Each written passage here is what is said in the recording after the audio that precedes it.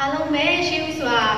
မင်္ဂလာပါလို့ကျမတို့ဒီမှာရှိတဲ့ညီကောင်မောင်မတွေကနေပြီးတော့မှနှုတ်ခွန်းဆက်လိုက်ပါတယ်ဒီနေ့ညချမ်းချိန်ခါမှာလည်းကျမတို့တွေတစ်ဖန်ပြန်လဲပြီးတော့မှဖျားခင်ကိုဝိပုကိုခွေကြမှာဖြစ်ပါတယ်ဆိုတော့ဒီနေ့အချိန်နာကြီးအတီးတီးအတွက်ကျမတို့ဖျားခင်လက်တော်ထဲမှာရှေးဥစွာစက္ကန့်အနံ့ကြပါစို့ကောင်းမြတ်တော်မူသောဖဖျားခင်ပရောဟာရာအားလုံးအထက်မှာရှိတော်ဖျားဖြစ်ပါတယ်အရာအားလုံးထက်ကြီးမြတ်တော်ဖျားဖြစ်ပါတယ်အရာအားလုံးကိုသိမြင်တော်ဖျားဖြစ်ပါတယ်ကိုရောရဲ့နာမတော်ကိုချီးမွမ်းပါတယ်ဒါမျိုးဒီနေ့မှာလည်းခရစ်ယာန်ထံတော်ဘာမှာတိုးဝင်ချင်းကပ်ပြီးတော့မှချီးမွမ်းကိုးကွယ်မယ့်အရာဆုတောင်းတနာပြုမယ့်အရာနှုတ်ကပတ်တော်ခံယူမယ့်အရာတစ်ခုချင်းစတိုင်းပေါ်မှာခရစ်ယာန်ဖဖျားခင်ရဲ့တကူစဉ်သက်ပြီးတော့မှခံယူမဲ့သားသမီးတယောက်ချင်းစီတိုင်းချီးမွမ်းပါဝင်ကြမဲ့သားသမီးယောက်ချင်းစီတိုင်းရဲ့တက်တာမှာပရောရဲ့ကောင်းမြတ်ခြင်းတွေကိုတာ၍ခံစားသိမြင်ပြီးတော့မှပရောရဲ့ဘုန်းတော်ကိုထင်ရှားစေသောသားသမီးတယောက်ချင်းစီတိုင်းဖြစ်စေပါမည်အကြောင်းအချိန်နာရဲ့တက်တာတီးတီးနဲ့တော်တဲ့စက္ကန့်အနံ့တဲ့အခါမှာအသက်ရှင်တော်မူသောခင်ရှုဖျားနာမကိုမြည်ပြုလျက်ဆုတောင်းစက္ကန့်အနံ့ကြပါ၏အာမင်မတို့ဒီနေ့ညဝိပုကိုခွဲခြင်းချီးမွမ်းခြင်းမစခင်မှာနှုတ်ကပတ်တော်တစ်ပိုက်အားဖြင့်ဖျားခင်ကိုချီးမွမ်းကိုခွဲခြင်းပါတယ်ဖိလိပ္ပိဩဝါဒစာခန်းကြီး၄အခန်းငယ်6မှခွန်ဖိလိပ္ပိဩဝါဒစာခန်းကြီး၄အခန်းငယ်6မှခွန်အဘယ်မှုကိုမျှစိုးရိမ်ခြင်းမရှိဘဲအရာရာ၌ကျေးဇူးတော်ကိုချီးမွမ်းခြင်းနှင့်တကွဆုတောင်းပတနာပြုသောအားဖြင့်သင်တို့တောင်းပန်လိုသောအရာများတို့ကိုဖျားသခင်အားကြားလျှောက်ကြလော့ထို့သောပြုလျင်အဘယ်သူမျှကြံ၍မမိနိုင်သောဖျားသခင်၏ညီသက်ခြင်းသည်ယေရှုခရစ်အားဖြင့်သင်တို့၏စိတ်နှလုံးတို့ကိုစောင့်မလိမ့်မည်အာမင်ကျမတို့ဒီနှုတ်ကပတ်တော်ထဲမှာဖျားခင်ကကျမတို့ကိုခွန်အားပေးထားပါတယ်ကျမတို့ရဲ့အသက်တာမှာအခုအချိန်မှာ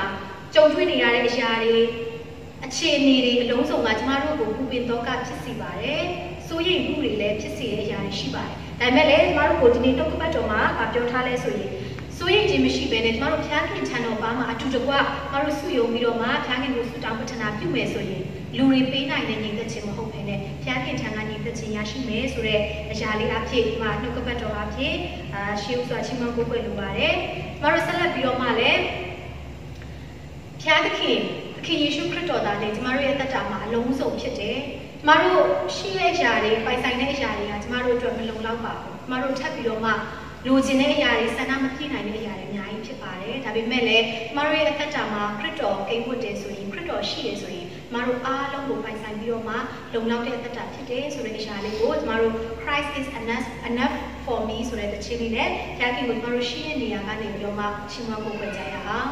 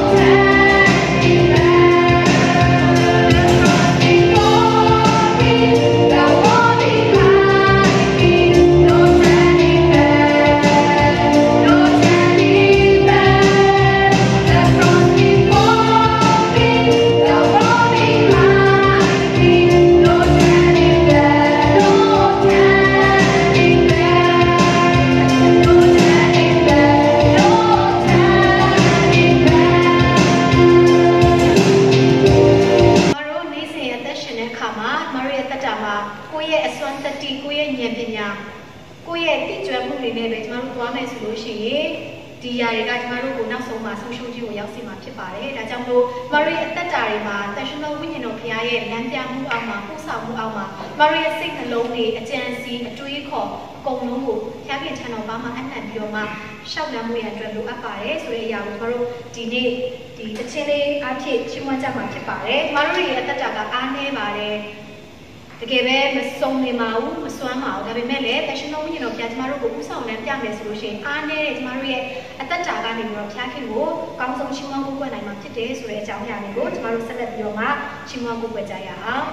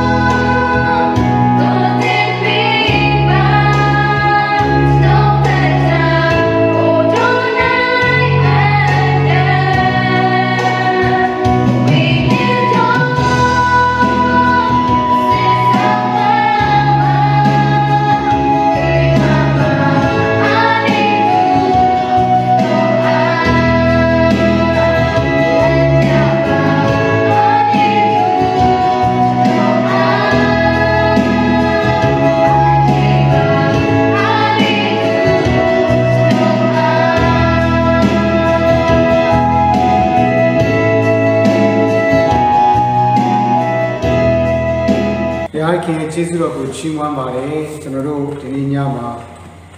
ဘုရားခင်ရဲ့ရှေ့တော်မှာကိုတိုးဝင်ချင်းကပ်ရဲ့အ တူတူကစွတ်တောင်းဖို့ဖြစ်ပါတယ်မစွတ်တောင်းခင်မှာကျွန်တော်တို့ဘုရားခင်အသက်ရှင်တဲ့နှုတ်ကပတ်တော်ကိုတူတူကကျွန်တော်တို့ခဏလေးကျွန်တော်အချိန်ယူရဲ့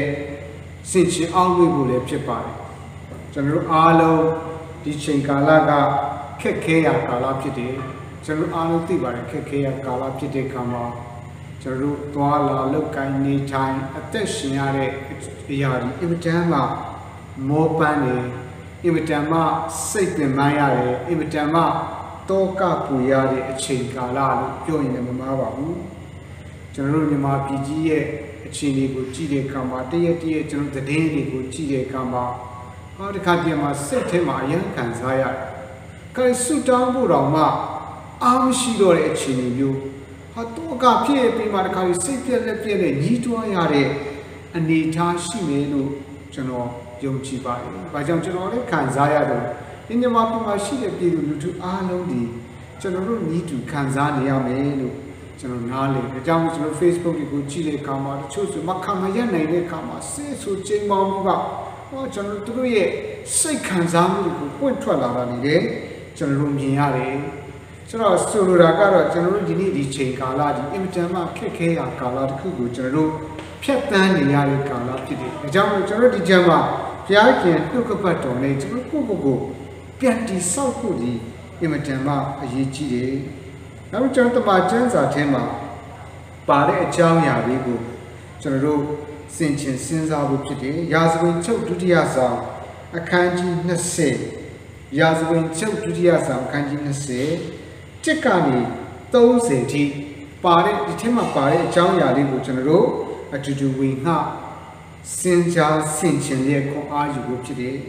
ဆိုတော့ဒီထဲမှာပါတဲ့အကြောင်းအရာကတော့ကျွန်တော်တို့အားလုံးသိတဲ့အတိုင်းပဲကျွန်တော်တို့ယောရှဖတ်မင်းကယူရာပြည်ကိုနန်းတက်တဲ့အချိန်ကာလဖြစ်ပါတယ်ဆိုတော့ယောရှဖတ်ကဘာလို့လဲလို့မင်းယောရှဖတ်ဒီယူရာဘုရင်အာသရဲ့သားဖြစ်တယ်ဆိုအာသကဘာလို့လဲလို့မင်းအာသရဲ့အဖေကအဘိယဖြစ်တယ်အဘိယကဘာလို့မင်းအဘိယရဲ့အဖေဒီယောဘောင်ဖြစ်တယ်ယောဘောင်ရဲ့အဖေဒီရှောလမုန်ဖြစ်တယ်ရှောလမုန်ရဲ့အဖေဒီဒါဝိဒ်ဖြစ်တယ်ဆိုတော့ဒါဝိဒ်ရဲ့သားရှောလမုန်ရဲ့သားယောဘောင်ရဲ့သားအဘိယရဲ့သားအာသသားရဲ့သားယောရှဖတ်မင်းနန်းတက်တဲ့အချိန်ကာလဖြစ်တယ်ဆိုတော့ကျွန်တော်သိတဲ့အတိုင်းပဲမြောက်ပိုင်းဒီဣသရေလလူမျိုးတွေအုပ်စိုးတယ်တောင်ပိုင်းကတော့ဒီယူဒလူမျိုးတွေအုပ်စိုးတဲ့အချိန်ကာလမှာဘာဖြစ်တယ်လဲလို့ပြောရင်ယောရှဖတ်မင်းနန်းတက်တဲ့အချိန်ကာလမှာဒီမောဘလူမျိုးအာမုန်လူမျိုးတောတုံနော်ဒီအေဒုံအမျိုးသားတွေကလာပြီးမှမလုပ်လဲဆိုတော့စစ်တိုက်တဲ့အချိန်ကာလဖြစ်ဆိုအဲ့ဒီစစ်တိုက်တဲ့အချိန်ကာလမှာယောရှဖတ်မင်းမလုပ်တယ်လေယောရှဖတ်မင်းကြောက်တယ်တဲ့ရန်သူတွေကများလို့တဲ့အခါမှာစိုးရိမ်နေပူပန်နေတုန်လှုပ်တယ်ကြောက်ရွံ့တဲ့အခါမှာဘာလုပ်လဲဆိုရင်ယောရှဖတ်ကတဲ့ယူဒတပြည်လုံးမှာရှိတဲ့လူတွေကိုနှိုးဆော်ပြီးမှဆုတောင်းရအချိန်အစာရှောင်ရအချိန်ကိုကြီးညာပြီးမှဖယားခင်စီကိုတိုးဝင်ချင်းကပ်တယ်ပြီးတဲ့အခါမှာသူဖယားခင်ကိုဆုတောင်းတယ်ကျွန်တော်တို့ကတော့ဘာမှမတတ်နိုင်ဘူးဒီအလုံးရင်းကများပြားလုံးနေရောကိုရောပဲတတ်နိုင်တယ်ကိုရောကပဲကျွန်တော်တို့ကိုလွတ်မြောက်စေနိုင်တဲ့ဘုရားကာလနာဘေးတွေမကောင်းတဲ့ဘေးတွေဟိုစစ်ဘေးကစရည်ဒီမကောင်းတဲ့အနိုင်ကျင့်ဝတ်ရအားလုံးကနေလွတ်မြောက်ပေးနိုင်တာဘုရားပါဆိုပြီးမှသူကယုံကြည်စိတ်ချပြီးမှဘုရားခင်စီကိုဆုတောင်းတဲ့အခါမှာဘုရားခင်ရဲ့ကယ်လွတ်ခြင်းချမ်းသာတယ်ယောရှဖတ်မင်းနဲ့တကွာယူဒတိုင်းပြည်တစ်ခုလုံးပေါ်မှာတက်ရောက်ခံစားမှုကိုကျွန်တော်တို့မြင်ရတယ်ဆိုတော့ယောရှဖတ်ဘုရားခင်ကိုစီကိုတက်တယ်ဆုတောင်းတဲ့အတိုင်းဘုရားခင်ကဒီမောဘလူမျိုးအာမုန်လူမျိုးအေဒုံလူမျိုးအားလုံးကအချင်းချင်းပြန်တိုက်ပြီးတဲ့အခါမှာတည်ကြတယ်ဘလောက်တောင်တည်တယ်လဲလို့ပြောရင်တဲ့အဲ့ဒီမှာရှိတဲ့လူအားလုံးပဲတရားမကျန်ပြီးတဲ့အခါမှာတဲ့သူတို့တွေရဲ့တတ်ထဲမှာပါလာတဲ့ပစ္စည်းဥစ္စာတွေကို3ရက်တောင်မှသိမ်းရတယ်3ရက်တောင်သိမ်းရတယ်များလို့ဒီရန်သူတွေကတည်သွားတဲ့ခါမှာသူတို့ကျန်တဲ့ပစ္စည်းတွေကိုသိမ်းရတဲ့ခါမှာ3ရက်တောင်သိမ်းရတယ်ဘုရားခင်ကယောရှဖတ်မင်းနဲ့သူ့ရဲ့တိုင်းပြည်ပေါ်မှာရန်သူတွေပေါ်မှာဝမ်းမြောက်ရခြင်းခွင့်ကိုပေးတယ်ရ ရန်သူတွေကလည်းဗာလဲဆိုတော့အခြားတိုင်းနိုင်ငံတွေအားလုံးဣသရေလတိုင်းပြည်မှာစ၍ပတ်ဝန်းကျင်တိုင်းနိုင်ငံတွေရန်သူတိုင်းနိုင်ငံတွေကယောရှဖတ်မင်းနဲ့သူ့ရဲ့တိုင်းပြည်ကိုလေးစားရုံနဲ့မကဘူးတဲ့သူတို့ကိုးကွယ်တဲ့ဖျားကိုကြောက်ရွံ့ယူတည်ကြတယ်ဖျားကြီးကလည်းအရရက်မှာငြိမ်ဝှက်ခြင်းကိုပေးတယ်ဆိုပြီးတွေ့ရတယ်ဆိုတော့ဒီထဲမှာကျွန်တော်တို့ကြည့်တဲ့အခါမှာကျွန်တော်တို့အချက်၄ချက်အားဖြင့်ကျွန်တော်တို့အထူးကစင်ကျင်စဉ်းစားဖို့ဖြစ်တယ်ကျွန်တော်တို့အမှုရောက်တဲ့ကာလမှာအောင်မြင်ခြင်းနဲ့ဝမ်းမြောက်ခြင်း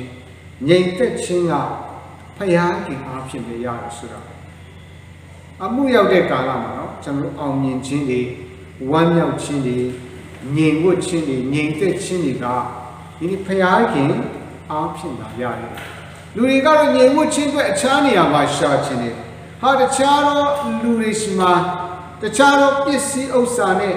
ပိုင်ဆိုင်မှုတွေအရာပေါ်မှာလှုပ်ချင်နေတယ်ဒါပေမဲ့အဲ့ဒီအရာအားလုံးထက်ဒီနေ့အောင်မြင်ခြင်းဝမ်းမြောက်ခြင်းငြိမ်သက်ခြင်းအရာအားလုံးဒီဘုရုစီမှာပဲရှိတယ်ဆိုတော့ဘုရားခင်စီမှာပဲရှိတယ်ဒါနဲ့ဒီနေ့ကျွန်တော်တို့တိုင်းပြည်ရဲ့အခြေအနေကိုကြည့်တဲ့အခါမှာယုံရင်ကပြီးပါတရက်ကျွန်တော်တို့ဖြစ်နေတဲ့အခြေအနေတွေနေ့ဆိုလဲနေ့မလို့ညဆိုလဲညမလို့စိုးရိမ်ခြင်းပူပန်ခြင်းယုံရင်ခတ်ခြင်းမှုတွေနဲ့ပြုနေတဲ့တွေ့နေရတဲ့ဒီချိန်ကာလကြီးမှာငြိမ်ဝှက်ခြင်းပြန်မှရှိမလဲဒီတမန်ကျမ်းစာကတော့ငြိမ်ဝှက်ခြင်းဒီဘုရားခင်စီမှာပဲရှိရဲဆိုတာကိုမြင်ရဒါကြောင့်ကျွန်တော်တို့၄ချက်ကျွန်တော်တို့စဉ်းစားဖို့ဖြစ်တယ်နံပါတ်1ကတော့အမှုရောက်တဲ့ကာလမှာကျွန်တော်တို့လုပ်ရမယ့်အရာကပါလေအမှုရောက်တဲ့ကာလမှာတတ်နိုင်တော်မူသောဘုရားခင်ထံတော်ကိုတိုးဝင်ခြင်းကလည်းအစာရှောင်ဆုတောင်းခြင်းလှုပ်ဆောင်ဖို့ပဲဖြစ်တယ်အမှုရောက်တဲ့ကာလမှာတခြားအရာတွေထက်တတ်နိုင်တော်မူသောဘုရားခင်ထံကိုတိုးဝင်ခြင်းကလည်းအစာရှောင်ခြင်းဆုတောင်းခြင်းပြုလို့ဖြစ်တယ်အခန်းကြီး20ရာဇဝင်ချုပ်ဒုတိယဆောင်အခန်းကြီး20ငယ်1ကနေ4မှာထို့နောက်မှမောဘအမျိုးသားနှင့်အာမုန်အမျိုးသားတို့သည်အေဒုံအမျိုးသားအချို့နှင့်တကွယောရှဖတ်ကိုစစ်တိုက်မိဟုခြီလာကြ၏အိုင်ကြီးတစ်ဖက်အေဒုံပြည်ဖက်၌များစွာသောအလုံးရင်းစစ်ချီလာ၍အင်ဂေကြီးအမိရှိသောဟာဇဇုံတာမာမြို့မှာရှိကြသည်ဟုယောရှဖတ်အားကြားလျှောက်နေယောရှဖတ်သည်ကြောက်၍ထာဝရဘုရားကိုရှာခြင်းကသဘောချလျက်အစာရှောင်ရာအချိန်ကိုယူဒပြည်တစ်လျှောက်လုံး၌ကြော်ညာစေတော်မူ၏ယူဒလူတို့သည်ထာဝရဘုရားကိုဆုတောင်းပြီးဟုဆုဝေ၍ထာဝရဘုရားကိုရှာအံ့သောငါယူဒမြို့ရာရှိသမျှတို့များထွက်လာကြ၏ဆိုဒီမှာကြည့်ရခါမှာယောရှဖတ်မင်းကအရှိမပြန်ကြည့်ရင်ယောရှဖတ်မင်းကအားကြီးတဲ့မင်းပဲစစ်သူရဲတွေအားကြီးတယ်ပြီးတဲ့အခါမှာစစ်တစားတွေပေါ်ကျွယ်ဝတယ်အင်မတန်မှအားကြီးဒါပေမဲ့သူ့ထက်အားကြီးတဲ့အမျိုးတွေစုပြီးမှလာတိုက်တဲ့အခါမှာတော့မတတ်နိုင်တော့ဘူးတဲ့အင်မတန်မှကြောက်ရွံ့တုန်လှုပ်တယ်ဒီထဲမှာကြည့်တဲ့အခါမှာမောဘအမျိုးလို့ပြောတယ်မောဘအမျိုးကဘယ်ကနေလာတယ်လဲကျွန်တော်တမန်ကျမ်းစာထဲမှာကပ္ပဦးကျမ်းခန်းကြီး19ငယ်36ကနေ38ကိုကြည့်တွေ့ရမောဘဒီလောတာရဲ့သမီးအကြီးနဲ့စပြည့်မူးအောင်တိုက်ပြီးမှသမီးကအဖေနဲ့အိတ်တဲ့ခါမှာရတဲ့အမျိုးဒီပါအမျိုးလဲဆိုအကြီးမနဲ့ရတဲ့အမျိုးဒီမောဘအမျိုးတခါလောတာရဲ့သမီးငယ်ကလည်းငါတို့ရှိမှသားသမီးမရှိရင်မျိုးဆက်တော့ပြတ်တော့မယ်ဆိုတဲ့အဖေကိုစပြည့်တိုက်တဲ့အိတ်တဲ့ခါမှာတဲ့ရတဲ့အမျိုးဒီပါလဲဆိုအာမုန်မျိုးနောက်လို့ဒီအမျိုးဒီဘုရားခင်ကလူတွေကိုအဆက်ဆက်မှာနှောက်ရှက်ဖျက်ဆီးတတ်တဲ့အမျိုးအထမအမျိုးဖြစ်တယ်နောက်တစ်မျိုးကတော့ကပ္ပဦးကျမ်းခန်းကြီး36ငယ်1ကနေ9မှာကြည့်တဲ့အခါမှာအေဒုံကဘယ်လာလဲဆိုတော့အေသောယာကုပ်ရဲ့အကိုအေသောအမျိုးကနေလာတဲ့အမျိုးဖြစ်တယ်အေဒုံမျိုးဆိုဒီအမျိုးတွေကတမန်ကျမ်းစာထဲမှာပြန်ကြည့်အားကြီးတယ်ခွန်အားကြီးတယ်စစ်မဲ့ရေးရမှာအင်မတန်မှသူတို့တွေကဘယ်လိုပြောမလဲအရန်ကိုစစ်သွေးကြွအဖွဲ့တွေဖြစ်တယ်ဆိုတော့ဒီလူတွေကလည်းစစ်တိုက်ဖို့တပ်ဖြတ်ဖို့ဘုံမလေးဘူးဆိုတော့ဣသရေလအမျိုးတွေကိုလည်းသူတို့တွေကတိုက်ခိုက်နေရှိတယ်ဒီတစ်ခါလေတယောက်တစ်မျိုးတည်းမဟုတ်ဘူးလေအကုန်မျိုးတွေစုပြီးမှလာပြီးတိုက်တဲ့ခါမှာအဲ့ဒီမှာယောရှဖတ်မင်းကတည်ဒုက္ခပဲဒီအချိန်တော့ငါဘာမှမ မလုံနိုင်တော့ဘူးဒါကြောင့်လို့ဘာလုပ်လဲယောရှဖတ်ဒီကြောက်ပြီးမှဘုရားခင်ကိုရှာတယ်အစာရှောင်အချင်းကိုယူဒတိုင်းပြည်တစ်ခုလုံးကိုကြီးညာလိုက်စုဝေးပါစုတောင်းမယ်ဘုရားခင်ရှိမှယူဒလူရှိများတွေထွက်ဘုရားခင်ရှိမှအစာရှောင်စုတောင်းကြစို့ယနေ့စုတောင်းခြင်းအမှုကိုပြုတယ်ဆိုတာတွေ့ရတယ်ဒါကြောင့်မလို့ဒီနေ့ကျွန်တော်တို့ရဲ့တိုင်းပြည်ရဲ့အခြေအနေကကျွန်တော်တို့အင်မတန်မှအရေးကြီးတဲ့အချိန်ကာလဖြစ်တယ်ဒါကြောင့်မလို့ကျွန်တော်တို့အသင်းတော်တွေယုံကြည်သူတွေဂိုင်းလာအသီးဒီမခွဲခြားဘဲနဲ့ရှိတဲ့နေရာကနေကျွန်တော်အတူတကွဘုရားခင်ရှေ့မှာအစာရှောင်ခြင်းဆုတောင်းခြင်းအပြင်ဒီတိုင်းပြည်ကြီးရဲ့ခက်ခဲတဲ့အချိန်ကာလကိုကျွန်တော်ဖြတ်ကျော်နိုင်ဖို့ရန်အတွက်ဒီနေ့ဒီအရာတွေဒါကြောင့်မို့ဒီရက်40အစာရှောင်ဆုတောင်းတဲ့အစီအစဉ်တွေအင်မတန်မှဘုရားခင်ကိုကျေးဇူးတင်တယ်ဒီနေ့လှုပ်ဆောင်နေရတဲ့လှုပ်ဆောင်နေနိုင်တဲ့ဆုတောင်းသူရဲကောင်းတွေအတွက်လည်းအရန်ကျွန်တော်တို့ကျေးဇူးတင်ပါတယ်။ဘာကြောင့်လဲဆိုမြန်မာပြည်ကြီးတကယ်လို့အပ်နေတာကထိုကဲ့သို့သောစာရှောင်တဲ့ဆုတောင်းတော်သူတွေအများလို့အပ်လို့ရှိတယ်ဆိုတော့ကျွန်တော်တို့နားဒါကြောင့်ယောရှဖတ်ဒီအမှုရောက်တဲ့ကာလမှာနံပါတ်1တတ်နိုင်တဲ့ဘုရားစီကိုတိုးဝင်ချင်းကပ်ပြီးအစာရှောင်ဆုတောင်းခြင်းကိုပြုတယ်ဆိုတော့တွေ့ရတယ်။နံပါတ်2အငယ်9ကနေ73မှာဘာတွေ့ရလဲထာဝရဘုရားအမှုရောက်တဲ့ကာလမှာထာဝရဘုရားကိုနားထောင်ရဲ့ထာဝရဘုရားနားထောင်ရဲ့ကင်မတနာတော်မူပဲဆိုတော့ယုံကြည်စိတ်ချကျွန်တော်ရဲ့အတန်တွေကျွန်တော်ရဲ့ဆုတောင်းခြင်းတွေကျွန်တော်ရဲ့ငိုကြွေးတန်တွေကျွန်တော်ရဲ့တကယ်စိတ်ထဲမှာညီတွန်းတဲ့အတန်တွေကိုဖယားခင်ကနားထောင်ပြီးကင်မချင်းချမ်းသာပြီးပဲဆိုတော့ကျွန်တော်တို့ယုံကြည်ဖို့ဖြစ်တယ်ဒီထဲမှာကျွန်တော်အကုန်လုံးဖတ်တော့တချို့အကြောင်းအရာကြည့်တဲ့အခါမှာအငယ်6မှာဆိုရင်ယောရှဖတ်ကဘယ်လိုဆုတောင်းလဲအဖေသူမြတ်မစည်းကားနိုင်အောင်ခွန်အားကြီးခွန်အားတကူကြီးတော်မူသည်မဟုတ်တော့ဘုရားခင်ကဘယ်လိုမျိုးလဲဘယ်အရာမြတ်စည်းကားနိုင်ခြင်းမရှိတော့အောင်လဲအင်အားကြီးတယ်ဖျားဖြစ်တယ်အငယ်9မှာကျွန်ုပ်တို့ပေါ်မှာဓာပေဒဏ်ခတ်ခြင်းပေကာလနာပေမွတ်တိတ်ခြင်းပေဘေးရဆုံးတစ်ခုရောက်ပြီးနာမတော်ဖြင့်သမုတ်တော်ဤအိမ်တော်အထံတော်တို့ကျွန်ုပ်တို့ဒီချင်းကပ်၍ဆင်းရဲဒုက္ခကြောင့်အော်ဟစ်ကြတော့အခါနားထောင်ပြီးကယ်မတော်မူပါဟုလျှောက်ထားကြပြီဒီဆင်းရဲဒုက္ခရောက်တဲ့အခါမှာကျွန်တော်တို့ရဲ့ငိုကြွေးခြင်းမိတမ်းခြင်းအော်ဟစ်ခြင်းဆုတောင်းခြင်းအတန်ကိုဘုရားခင်ကနားထောင်ပါတကယ်လည်းဘုရားခင်ကဆုတောင်းတဲ့အခါမှာနားထောင်တဲ့ဘုရားဖြစ်တယ်ငိုကြွေးတဲ့အခါမှာကြားတဲ့ဘုရားဖြစ်တယ်ညီးတွားတဲ့အခါမှာကျွန်တော်တို့ကိုပွင့်ပိုင်းတဲ့ကျွန်တော်တို့ကိုကယ်မခြင်းချမ်းသာပေးတဲ့ဘုရားဖြစ်တယ်ဆိုတော့ယုံကြည်စိတ်ချဖို့ပဲဖြစ်တယ်။ငယ်7မှာကြည့်တဲ့အခါမှာအိုးအကျွန်ုပ်တို့ဘုရားခင်သူတို့ကိုမစီရင်မဲနေတော်မူပြီလောကျွန်ုပ်တို့ကိုတိုက်အံ့သောငါလာတော့ဒီအလုံးရင်းကြီးကိုကျွန်ုပ်တို့ဒီစီးကား၍မတတ်နိုင်ပါစက်ပြီးဖိုင်ပါတွေ့ရတယ်ကိုရောကိုသာမျောကြည့်၍နေကြသည်ဟုဆုတောင်း၍ယူဒလူအပေါင်းတို့ဒီတာမယာသူငယ်နှင့်တကွာထာဝရဘုရားရှေ့မှာရပ်နေကြ၏အားလုံးပါလို့လေတညီတညွတ်တဲ့ဘုရားခင်ဒီအလုံးအင်းကိုစီရင်ပါတဲ့နော်ဒီနေ့တိုက်အံ့တော့ကအဲ့အလုံးရင်းကိုကျွန်တော်တို့မတတ်နိုင်ဘူးဘုရားခင်ကပဲတတ်နိုင်တယ်ဒါကြောင့်လို့အားလုံးဒီဆုတောင်းတဲ့ဘုရားခင်ရှေ့မှာတညီတညွတ်တဲ့ရပ်နေတယ်ဒီနေ့ဘုရားခင်က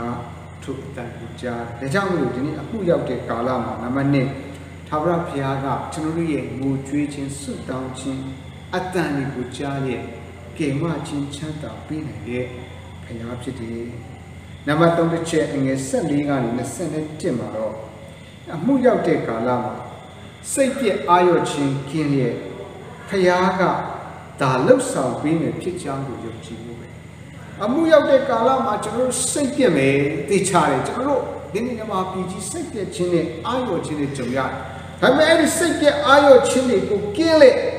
ဖယားကပဲအဲ့ဒီအရာကိုလှုပ်ဆောင်ပေးမယ်ဆိုတော့ကျွန်တော်တို့ယုံကြည်စိတ်ချဖို့ပဲဖြစ်လူဖြစ်တဲ့အခါမှာတော့အကန့်အသတ်ရှိတယ်ခံစားချက်ရှိတယ်ဒါကြောင့်မို့ကျွန်တော်ရဲ့ခံစားချက်နဲ့ညီးတွားခြင်းစိတ်ပြည့်ခြင်းအာရုံခြင်းရှိမှာပဲတဲ့ဒါပေမဲ့ဖယားကလှုပ်ဆောင်ပေးမယ်ဆိုတော့ကျွန်တော်တို့ယုံကြည်ဖို့ပဲဖြစ်တယ်14ကနေ21မှာဒီအကြောင်းအရာတွေ့ရတယ်အငယ်15မှာကျွန်တော်အကုန်လုံးဖတ်တော့ထာဝရဘုရားမိန့်တော်မူသည်ကားထိုအလုံးအရင်ကြီးကြောင့်မကြောက်ကြနဲ့ စိတ်မပြတ်ကြနဲ့စစ်မှုတွေသင်တို့တာမဟုတ်ဖယားခင်တာဖြစ်ဒီမှာဖယားခင်ကဘာပြန်စကားပြောတယ်ပရောဖက်ဟာဇေလအားဖြင့်ထာဝရဘုရားမိန့်တော်မူတဲ့အဲ့ဒီအလုံးအရင်ကြီးကြောင့်စိတ်မပြတ်ပါနဲ့တဲ့စစ်မှုကကျွန်တော်တို့လုပ်ရမယ့်အမှုမဟုတ်ဘူးတဲ့ဘုရားခင်လုပ်ပြီးမှဖြစ်တယ်ဒီကာလကျွန်တော်တို့ပြန်ကြည့်တဲ့အခါမှာကျွန်တော်ကြုံနေရတဲ့နိုင်ငံရေးအခြေအနေတွေ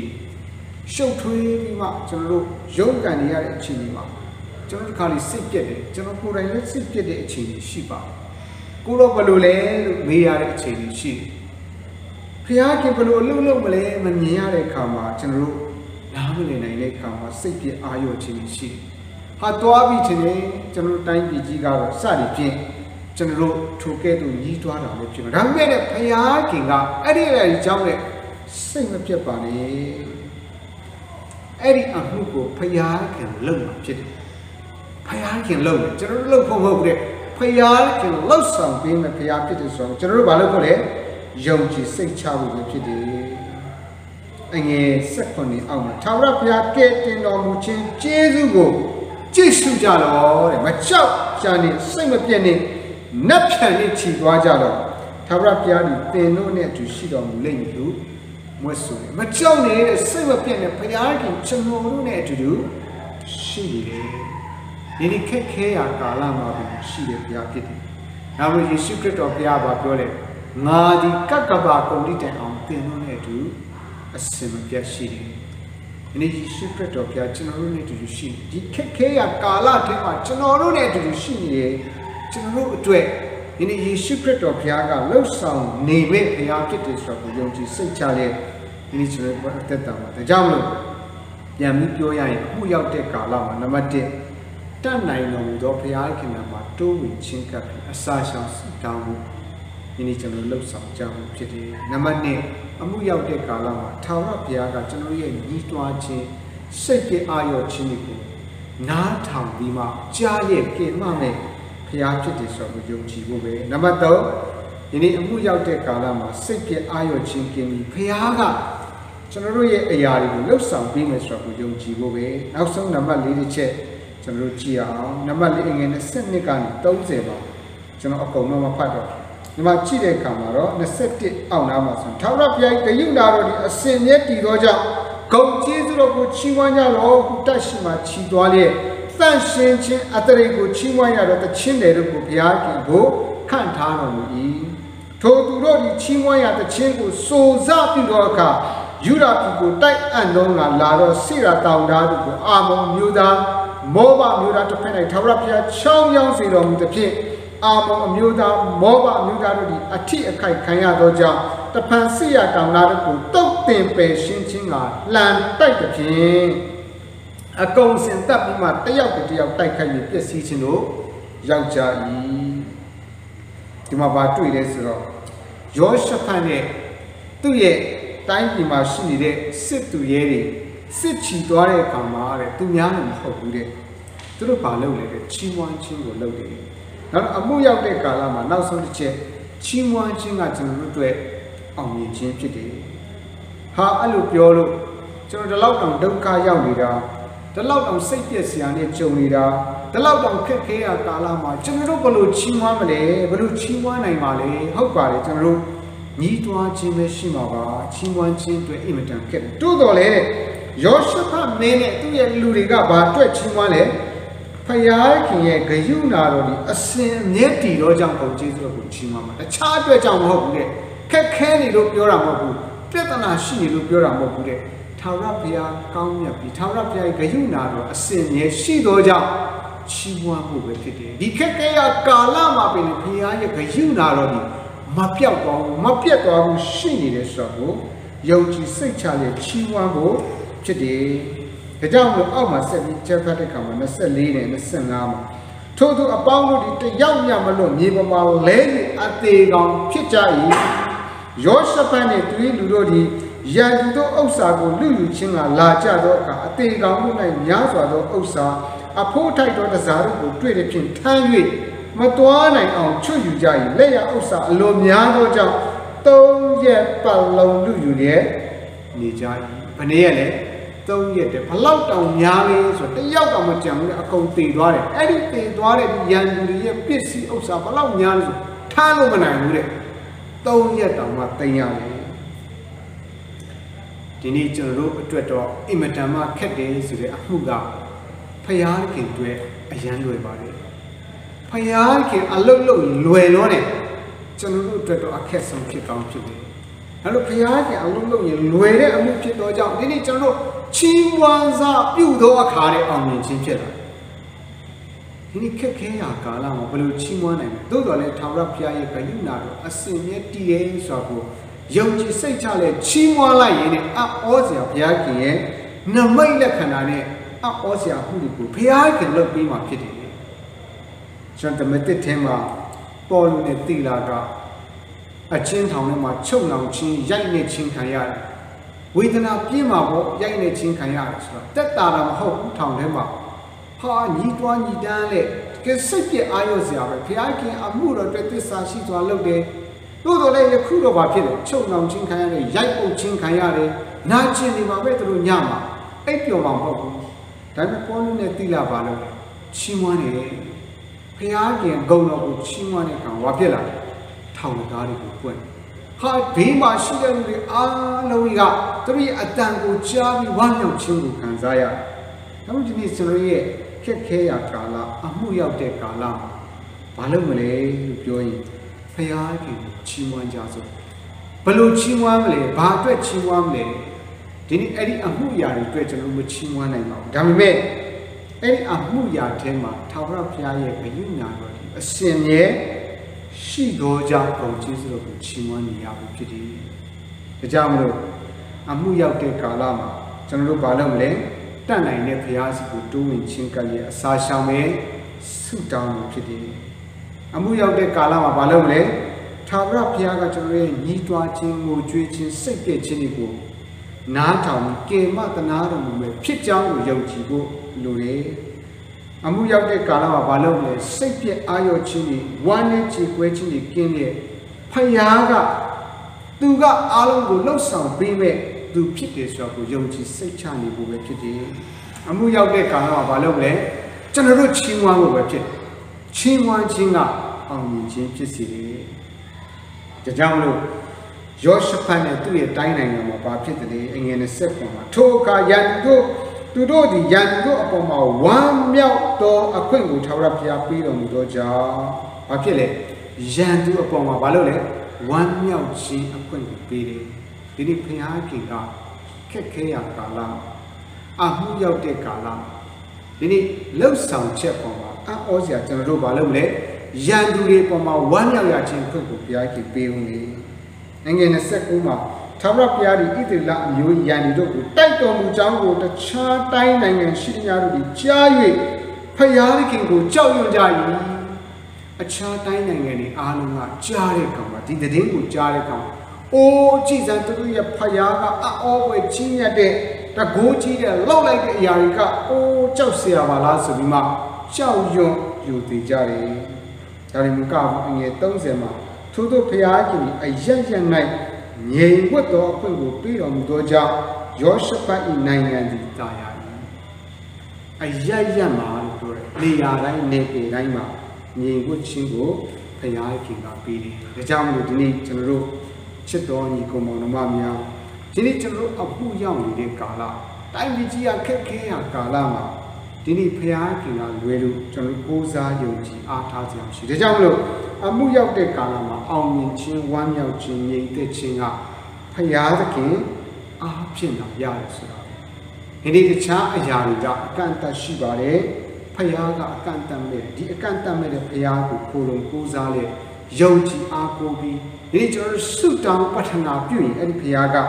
အံ့ဖွယ်သောအမှုတွေနဲ့ယန္တုပေါ်မှာဝမ်းမြောက်ရခြင်းအယက်ယက်မှာငြိမ်ဝတ်ရခြင်းတပါးလူများရဲ့အသက်တာမှာဘုရားရှင်ကြီးမြတ်ခြင်းကိုမြင်လျက်အံ့ဩချီးမွမ်းနိုင်မှာဖြစ်တယ်ဆိုတော့ဒီနှုတ်ကပတ်တော်အားဖြင့်ဝေငှ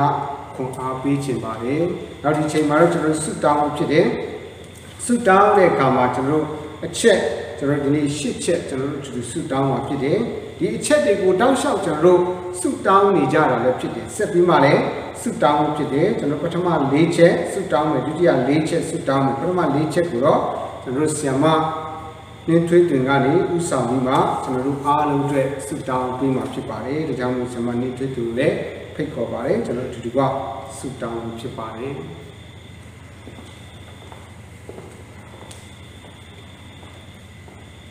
ကျေးဇူးတော်ကိုအထူးပဲချီးမွမ်းပါတယ်ဒီချိန်တိုင်းမှာကျမတို့တွေ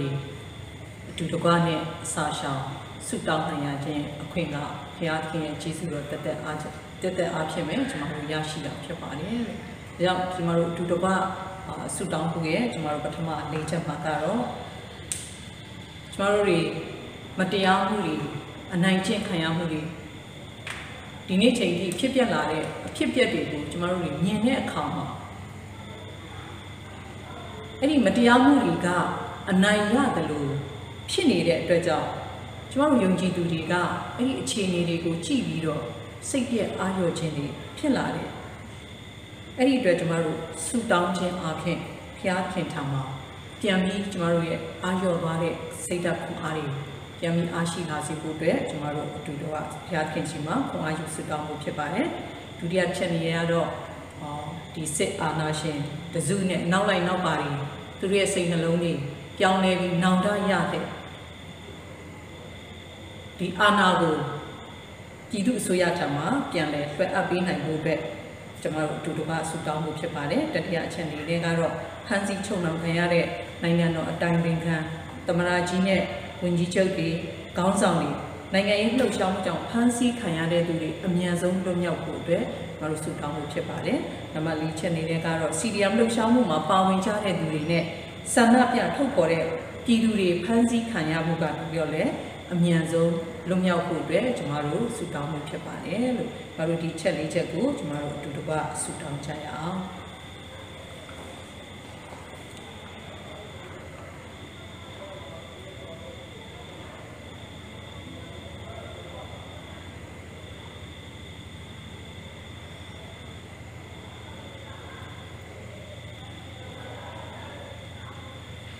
လူသားအလုံးကိုအနန္တမေတ္တာနဲ့ချစ်တော်မူသောဖျားကိုရောကလူသားအလုံးကိုရောကိုမတိတော်သူကိုရောကိုတိတော်သူအလုံးကိုချစ်တော်မူတဲ့မေတ္တာသည်အလွန်ကြီးမားတာပါထိုလူသားအလုံး၏အပြစ်များကိုလည်းတီးခံခွင့်လွှတ်တော်မူသောဂရုဏာတော်သည်လည်းကြီးမားပါ၏ဒါကြောင့်ကိုရောရှင်ထံမှာမတိတော်သူများပြစ်မှားသောအပြစ်ကိုရောကိုတိတော်သူများပြစ်မှားသောအပြစ်အလုံးစုံကိုခွင့်လွှတ်ပေးပါမည်ကြောင်းအတနာခံတောင်းလျှောက်ပါ၏အပြစ်များကိုခွင့်လွှတ်ပေးပြီးယုံကြည်သူများ၏ဆုတောင်းတံကိုနားညောင်းပေးပါမည်ကြောင်းအထူးပဲတောင်းလျှောက်ပါ၏ဖဖျားခင်မြန်မာနိုင်ငံတော်ကြီးကိုကြည်ရှုကြပါဒီနေ့မြန်မာနိုင်ငံတော်ကြီးခြေနေရရက်ကို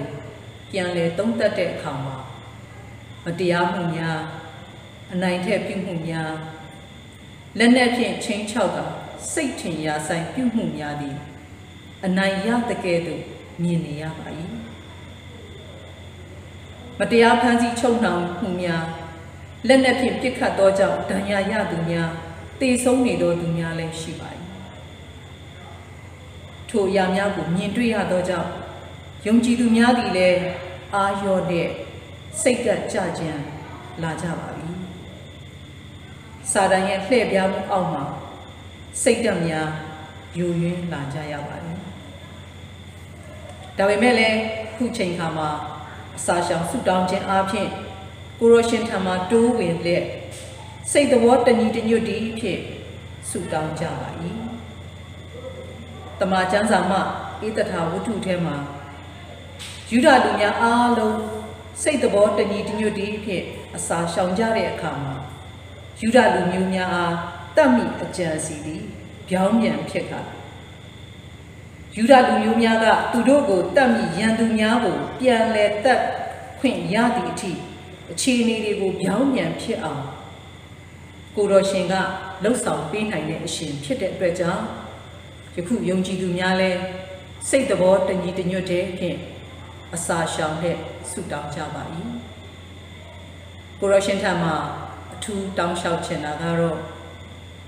စစ်အာဏာရှင်တစုနဲ့သူတို့၏နောက်လိုက်များရဲ့စိတ်နှလုံးများကိုရရှင်ကြည်ရှုတော်မူပါနောင်တရတဲ့နိုင်ငံအာဏာကိုပြည်သူအစိုးရထံပြန်လည်လွှဲအပ်ပေးသည့်အထိဖြစ်စေဖို့ပြုပြင်ပေးတော်မူပါသူတို့စိတ်နှလုံးမှာဖုံးလွှမ်းနေတဲ့လောဘမောဟအမိုက်မှောင်ဖုံးလွှမ်းနေခြင်းများကိုဖယ်ရှားပေးပြီးအမှားအမှန်အကောင်းဆုံး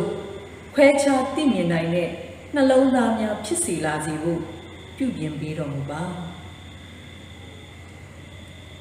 ဖန်စီချုပ်မှန်ခံထားရတဲ့နိုင်ငံတော်အတိုင်ပင်ခံသမရဝန်ကြီးချုပ်များခေါင်းဆောင်များကိုလည်းအမြန်ဆုံးလွတ်မြောက်ရင်ရဖို့အခြေအနေများကိုလည်းပြင်ဆင်ပေးတော်မူပါမြန်မာနိုင်ငံရေးလှုပ်ရှားမှုကြောင့်ဖမ်းဆီးခံရတဲ့သူများစီရီယန်လှုပ်ရှားမှုတွင်ပါဝင်သောကြောင့်ဖမ်းဆီးခံရတဲ့သူများစန္ဒထုတ်ဖော်မှုကြောင့်ဖမ်းဆီးခံရတဲ့ပြည်သူပြည်သားများဤမျိုးစုံနဲ့ဖမ်းဆီးခံရတဲ့လူငယ်များသည်လည်းအမြန်ဆုံးလွတ်မြောက်ခွင့်ရစေဖို့လှုပ်ဆောင်ပေးတော်မူပါမည်အကြောင်းထူးပဲတောင်းလျှောက်လိုပါတယ်ဤစုများအားလုံးကိုအခြေအနေများကိုပြောင်းပြန်ဖြစ်အောင်လုပ်ပေးနိုင်တဲ့ဘုရားခင်ထံမှာမိမိတို့ရဲ့အစာရှောင်ဆုတောင်းခြင်းလှုပ်ဆောင်နိုင်မှုပေါ်မှာမှီခိုတောင်းလျှောက်တာမဟုတ်ဘဲကိုရောရဲ့ကြီးမားတဲ့မေတ္တာအစဉ်အမြဲတည်ရှိတော်မူသောဂိယုဏတော်ကိုသာမျှော်ကိုးလက်ယေရှုခရစ်တော်ရဲ့နာမကိုမြည်ပြုပြီးတောင်းလျှောက်ကြပါ၏အာမင်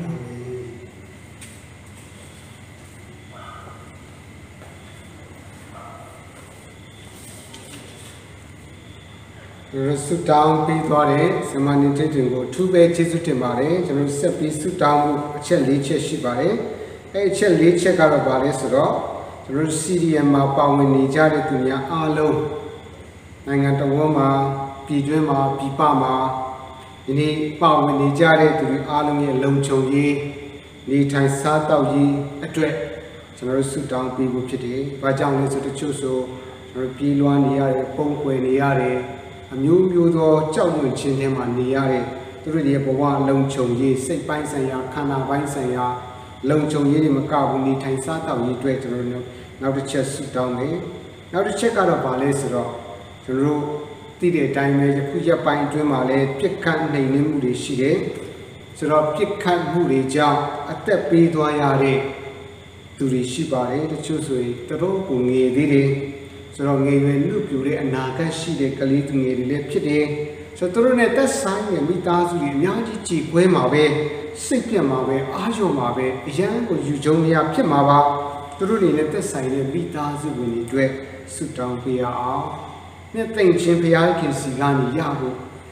ငြိမ်သက်ခြင်းဘုရားခင်စီကနေရဖို့ကျွန်တော်ဆုတောင်းပေးဖို့ဖြစ်တယ်ဒုတိယနောက်တစ်ချက်ကတော့ကျွန်တော်တို့မြန်မာနိုင်ငံဆိုင်ရာကျွန်တော်တို့ကုလသမဂ္ဂအမြဲတမ်းတန်အမတ်ကြီးဖြစ်တဲ့တန်အမတ်ကြီးဦးကျော်မိုးထွန်းနဲ့တကွာသူ့မိသားစုဝင်တွေရဲ့လုံခြုံရေးသူ့မိသားစုဝင်တွေကိုဘုရားရှင်ကောင်းချီးပေးဖို့နောက်ကျွန်တော်တို့ဒီအထူးတန်တမန်ဖြစ်တဲ့ဒေါက်တာဆဆာနဲ့တကွာကျွန်တော်တို့မြန်မာပြည်ရဲ့နိုင်ငံခြားဆက်ဆံရေးကိုယ်စားလှယ်ဖြစ်တဲ့ကျွန်တော်တို့သူတွေမှစ၍ပြည်ပရောက်နေကြတဲ့မြန်မာပြည်အတွက်လှုပ်ဆောင်ပေးနေတဲ့သူတွေအားလုံးအတွက်လည်းကျွန်တော်တို့ဆုတောင်းပေးဖို့ဖြစ်တယ်။နောက်တစ်ခုကတော့ကျွန်တော်တို့နောက်ဆုံးတစ်ချက်ကတော့အမြန်ဆုံးကျွန်တော်တို့ရဲ့တိုင်းပြည်ကြီးငြိမ်းချမ်းသာယာတဲ့ဒီမိုကရေစီနဲ့ပြည့်ဝတဲ့တိုင်းနိုင်ငံကြီးအဖြစ်ဆက်လက်၍ရပ်တည်သွားနိုင်ဖို့ရန်အတွက်အထူးပဲကျွန်တော်တို့ဆုတောင်းဖို့ဖြစ်တယ်။ဒါကြောင့်ဒီဆုတောင်းချက်တွေကိုကျွန်တော်တို့အတူတကွအချိန်ယူရဲ့ကျွန်တော်တို့2မိနစ်3မိနစ်လောက်အချိန်ယူရဲ့ကျွန်တော်တို့ဆုတောင်းဖို့ဖြစ်ပါတယ်အတူတူဆုတောင်းကြပါစို့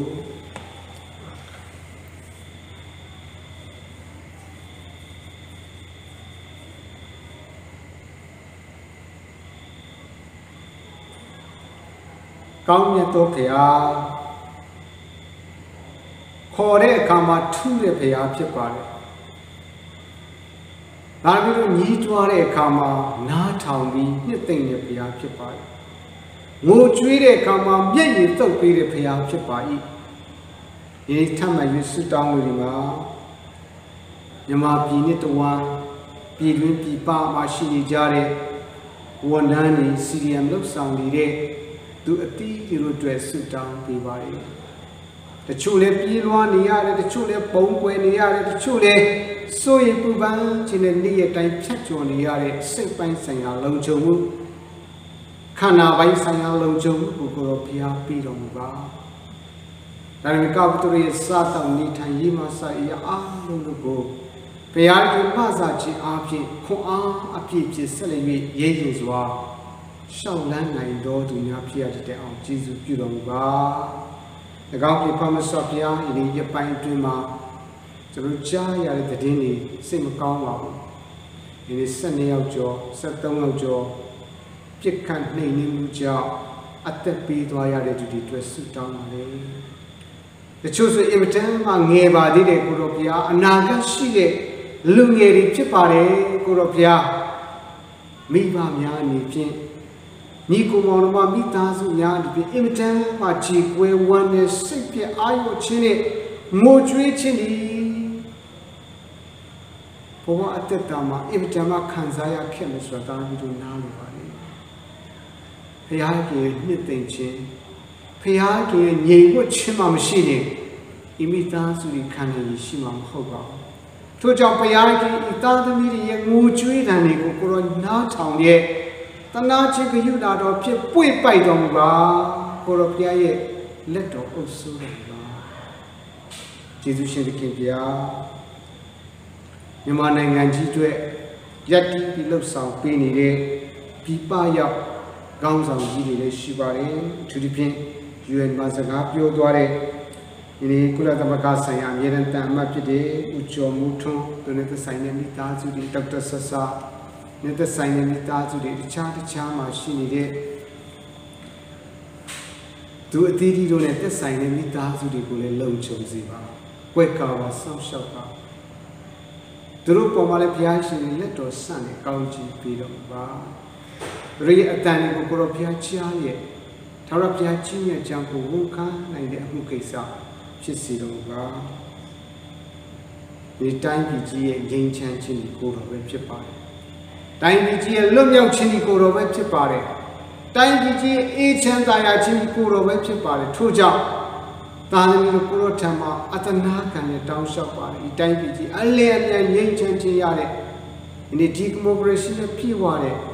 တိုင်းနိုင်ငံကြီးဖြစ်ဆက်လက်ရပ်တည်ပြီးအာရှအလယ်မှာကမ္ဘာအလယ်မှာထုံးပြောင်ရတဲ့တိုင်းနိုင်ငံကြီးဖြစ်ရတဲ့အောင်ကိုရောဘုရားကလည်းကောင်းချီးပေးပိုင်လို့ဆိုကိုယုံကြည်စိတ်ချရဲ့ဤစုများကိုတောင်းလျှောက်တဲ့အခါမှာဒါလည်းမတတ်နိုင်ပါဘူး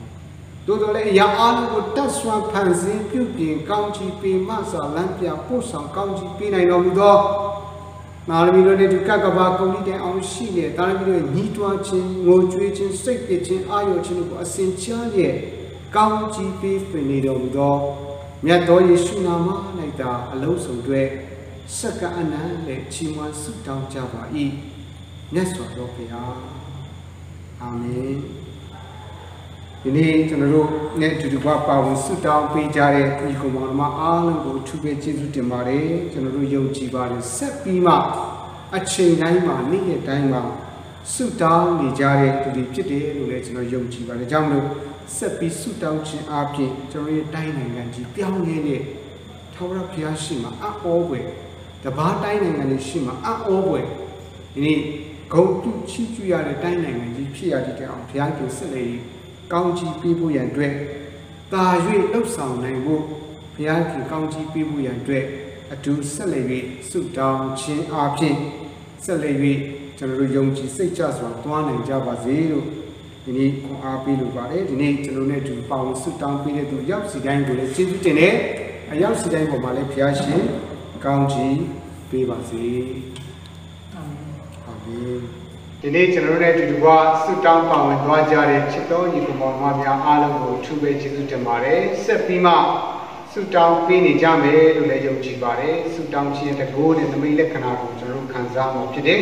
ဒီချိန်မှာတော့ကျွန်တော်တို့အတူတူအားလုံးကျွန်တော်တို့ရဲ့စီစဉ်ဆုံးသက်ဘုံတော်ချီးမွမ်းမှုရန်အတွက်ကျွန်တော်ချင်းကောင်းစဉ်ကတော့ဘယ်ညချီးမြတ်တော်မူသည်ကျူကျွန်တော်တို့ဒီဓမ္မတန်ဖိုးတစ်ချင်းထဲမှာတော့406ဖြစ်ပါတယ်406ဘယ်ညချီးမြတ်တော်မူသည်ကျူကျွန်တော်တို့အတူတူအားလုံးဒီဆိုချီးမွမ်းရဲ့နေဖျားခင်ရှိမှာကျွန်တော်တို့ပြန်လည်ပြီးတိုးဝင်ချင်းခိုင်းကြပါစို့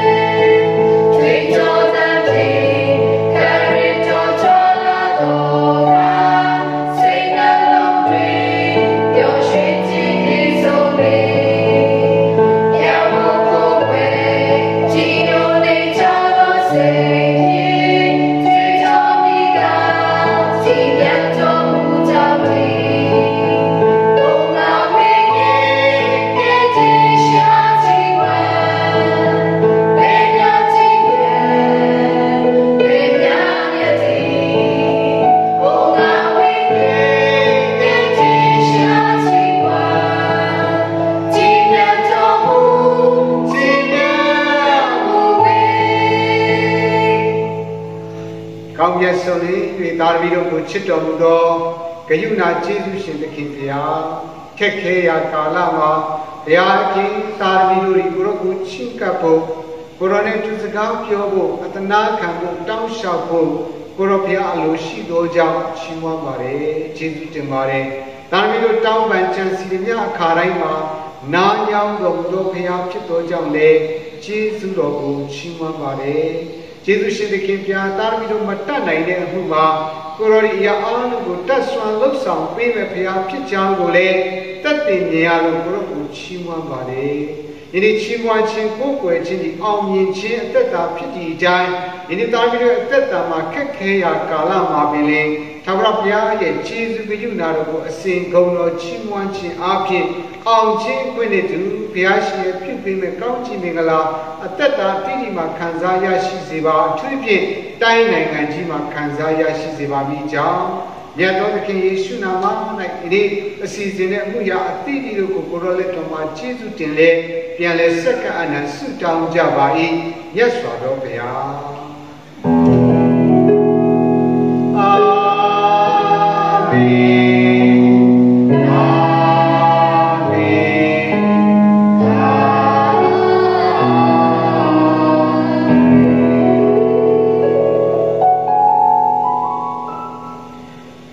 ညကျွန်တော်တို့နဲ့အတူတူက